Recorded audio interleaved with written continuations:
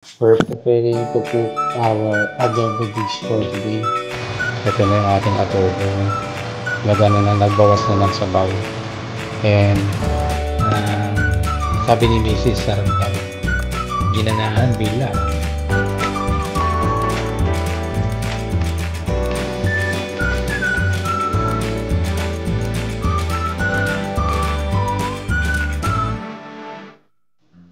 Hello guys, good morning. So, eto guys, we're preparing to cook our adobo dish for today. Kasi as promised to our host, we will cook for him a Filipino staple dish which is adobo guys. Ayan. Medyo nag-struggle lang tayo ng konti sa paghahanap ng ingredients, no? Kasi it varies, no, from in Japan kung ano yung mga like taste or extraction ng mga like vinegar, ng toyo, no. So iba. So hopefully tama din yung lasa or yung taste ng mga ingredients natin is comparable sa Philippines. Kasi kung hindi, yari tayo. Don't worry guys, I'll try my best na makapagluto ng natin, no? Maitaguyod natin ang bandera nating Filipino by cooking our Filipino dish or adobo. So, the reason why we're doing this pala guys is syempre para makatipid din, no? Besides from makatikim yung ating host na Japanese ng ating Filipino dish which is adobo, this is also his first time na makakatikim siya ng adobo dish. Ayan guys, and not only adobo dish but also a Filipino dish. So ayan, so pakita ko lang pala guys sa inyo yung mga ingredients na binili natin. Ayan guys, meron na tayo ditong pork meat or pork chunks na hiwa-hiwa na. So isasalang na lang natin yan later. Then we also have here yung isang chunk o isang buong bawang, then dahon ng laurel, pamintang drog, suka, and then toyo. So yan guys, yun lang yung ating mga ilalagay, no. So very basic lang guys, no. If medyo siguro titignan kung medyo kulang sa lasa in a way, no. Pero minsan kasi iba naglalagay ng asukal, no. So tingnan natin, but we'll see, no. We'll see as much as possible kasi I don't want to put I don't want to put sugar sa mga pagkain natin, no. Yeah, sige. And for that, let's start the game. So ang uunahin natin guys yung bawang. Ano tayo natin?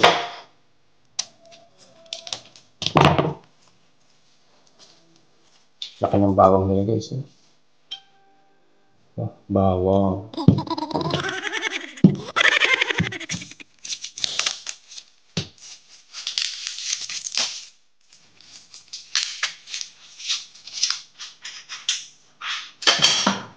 Medyo kakaiba yung gagawin natin dito guys.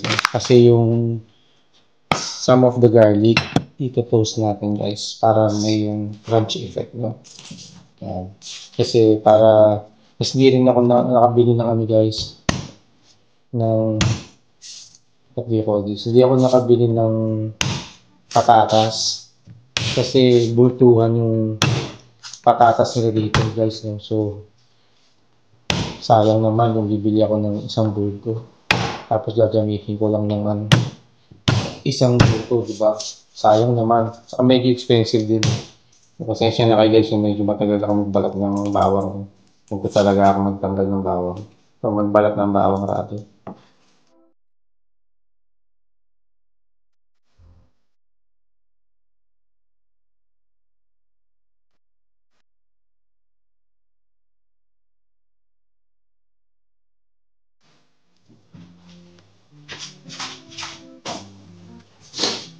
So, ayan guys. Na natin, no? Balatan na natin lahat finally. So, now, pipira-pirasin natin into small pieces, guys.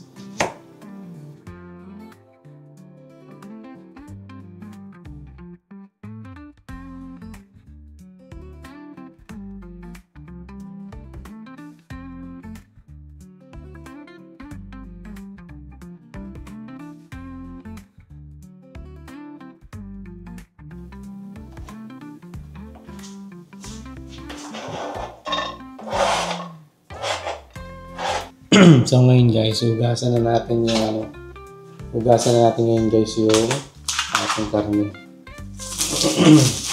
Nakatin na natin yung bawang. Just want to show you guys yung sura ng karne na ito sa Japan. Not sure yung nakikita nyo. Ano naman siya guys, malinis na, magandang kulay, mapula. So, ox na ox siya guys, ox na ox.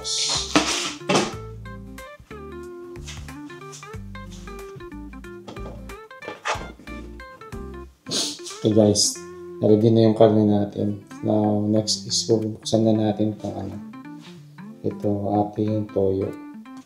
So, we will know first. Malalaman natin guys by the smell test. Ako. Amoy fiko man guys. Medyo amoy fiko man guys. Tingnan natin na sa lasa. Isang fiko man guys. Hindi siya salty. Baka daanin natin to sa konting nilagyan natin ng konting what do you call this? Baka lagyan natin ng konting asukal to guys. Tingnan natin itong suka guys. May apple cider vinegar siya guys.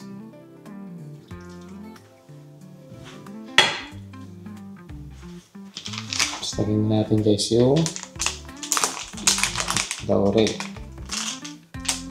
Ay, ano muna pala guys. Ito na muna paminta. Then, dahon ng laurel guys. Nakita na mga ganda ng dahon nila guys. Buong buo. Tingnan natin ng mga tatlo. Dahon guys. Now we open these.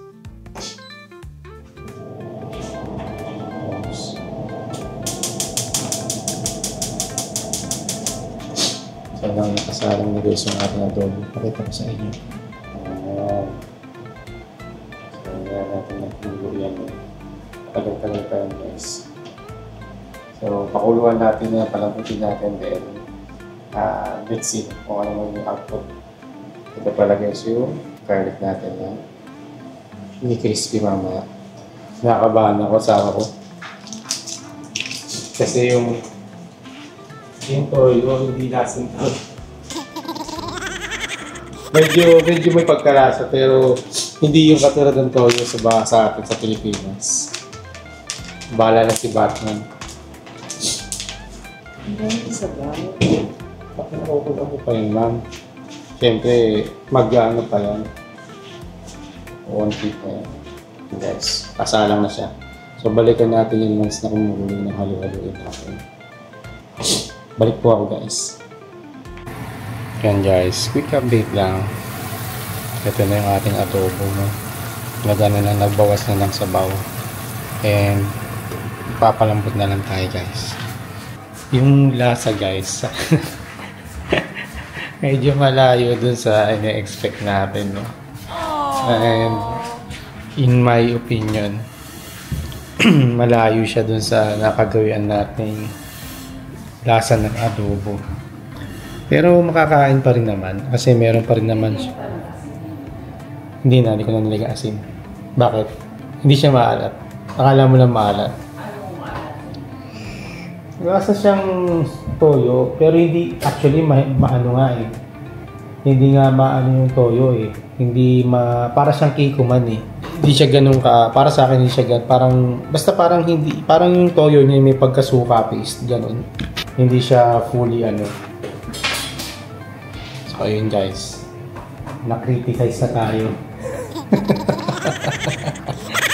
Na-criticize na tayo ni Mrs. So alam nyo na, ibig sabihin pag criticize kayo ni Mrs. ibig sabihin yan, fail tayo. Ha? Hindi naman, iba lang kasi yung lasa. Ayun nga, syempre yung ingredients natin sa Philippines is different sa napagawian natin, no? Kaya, but we'll see kung ano yung magiging reaction ng ating host. Pero ano naman siya guys, makakain naman, no? Hindi naman siya masasayang, makakain siya. It's just that iba yung dating ng lasa niya, no? Hindi siya yung nakagawian natin, if you know what I mean. Kasi iba yung lasa ng toyo, iba yung lasa ng suka, and then iba din yung ano niya, yung paminta dito guys. Yung nakuha ko siguro mali, no? Matapang, no? Malakas yung pagkaanghang niya. Sa atin sa Pilipinas kasi pag nag-aadobo, medyo maano ko maglagay ng paminta. Nadamihan ko? Hindi, nadamihan mo nga, nalagyan mo ng aksidente. Hindi naman by accident. So ngayon guys, ano lang tayo, mag-start na tayo ng ating araw. On our, fifth day na pala natin dito guys sa Japan, no? So, start na muna tayo ng work habang pinapakulo natin or pinapalambot pa natin yung karne ng ating adobo. Then, taste test ulit tayo, final check, and then,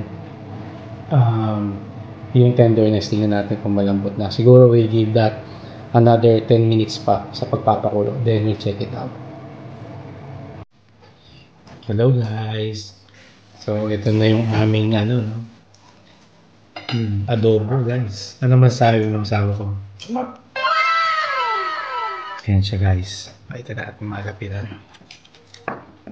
Ayan. So marami pa tayo naluto guys. And sabi ni Mrs. sarap daw. Ginanahan bila eh. Biglang tumayo sa upuan. Narinig tumunog yung kalan eh. Or yung kanin na luto eh. Kain tayo guys. Bumili pala pa kami ng gulay guys. Parang shredded na repolyo.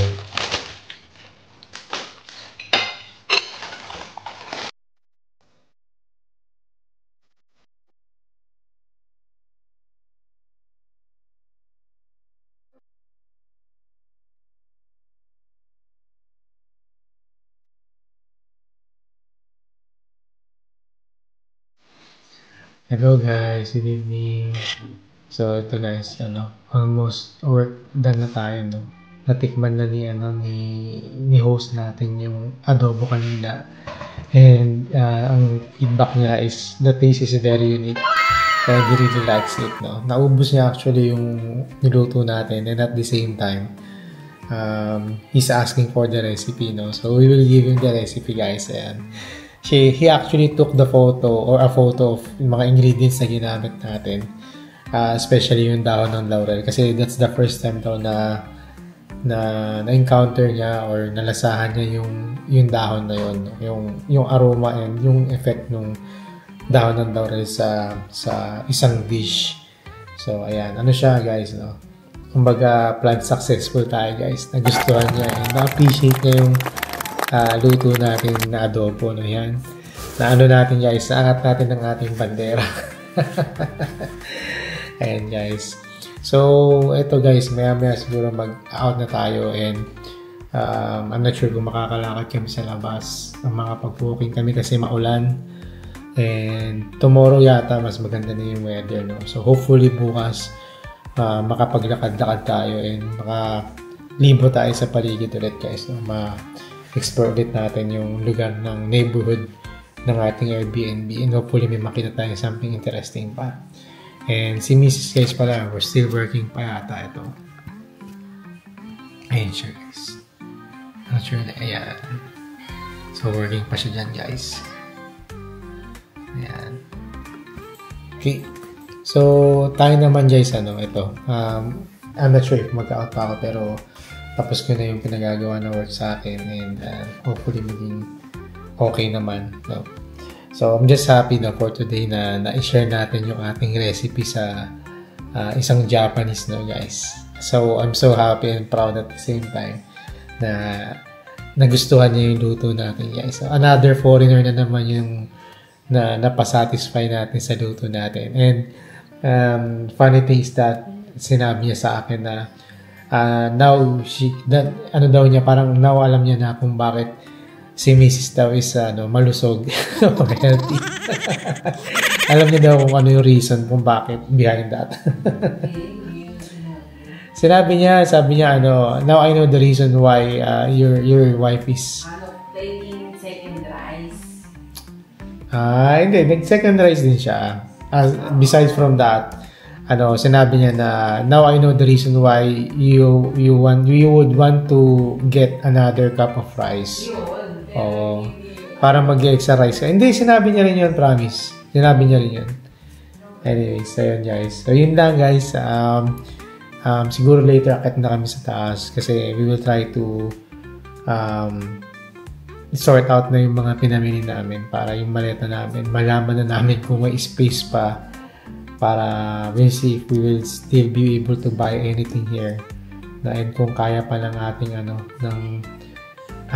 kung kaya pa ng bigat, no? Baka mamaya hindi pala kaya. Tapos overbaggage tayo. So ayun lang guys. We'll see you again on our next one. Bye for now.